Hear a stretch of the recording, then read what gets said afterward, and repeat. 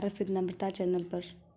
क्या आपको पता है कि एक ऐसा भी कानून प्रस्तावित किया गया था जिसने ब्रिटिश अधिकारियों को भारतीय जजों के अधीन कर दिया होता। आपने इस बात पे गौर किया?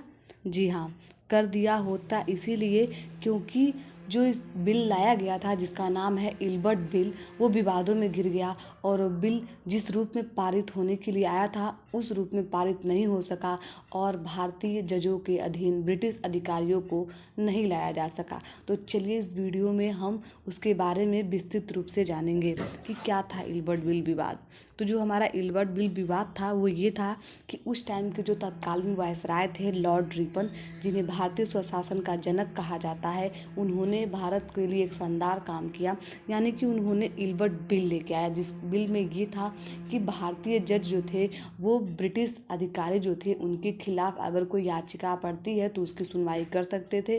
दरअसल इसके पहले जो था कि ब्रिटिश अधिकारियों को जो सिविल मामले थे उसकी सुनवाई तो भारतीय जज कर सकते थे, लेकिन अगर कोई फौजदारी मामला होता था तो इसकी सुनवाई भारतीय जजों को करने की अनुमति नहीं थी। और इसी को उलटने के लिए इल्बर्ट बिल पेश किया गया था हमारे तत्कालीन वायसराय लॉर्ड रिपन के द्वारा कि ये जो है वे भारतीय जजों को भी ये अधिकार मिलना चाहिए कि वो फौजदारी मामले की सुनवाई भी कर सकते हैं। लेकिन क्या हुआ कि इसका काफ़ी विरोध किया गया और विरोध में ये था कि उनकी पत्नियों ने इसका विरोध सबसे ज़्यादा किया। उन्हें लगा कि भारतीय जज जो हैं वो यूरोपीय लोगों के साथ न्याय नहीं कर सकते हैं।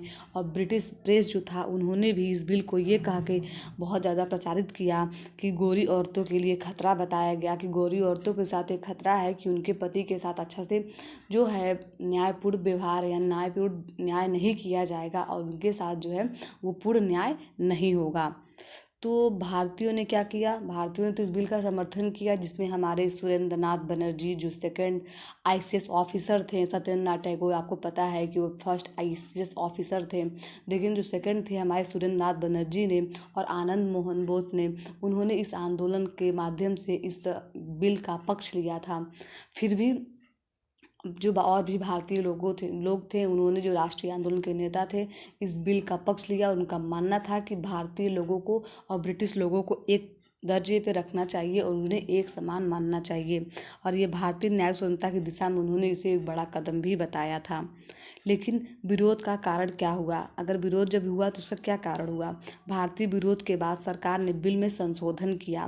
भारी विरोध भी बिल में संशोधन किया। 1884 में एक कमजोर बिल पारित किया जिससे भारतीय जजों के अधिकार सीमित हो गए और ये बिल जिस रूप में पारित होने के लिए आया था वो उस रूप में बिल पारित नहीं हो सका। यह विवाद भारतीय स्वतंत्रता संग्राम के लिए एक बड़ा सीख देने वाला क्षण था। क्या आपको लगता है? अगर आपको ऐसा लगता है तो कमेंट बॉक्स में कमेंट कर हमें ज़रूर बताइएगा।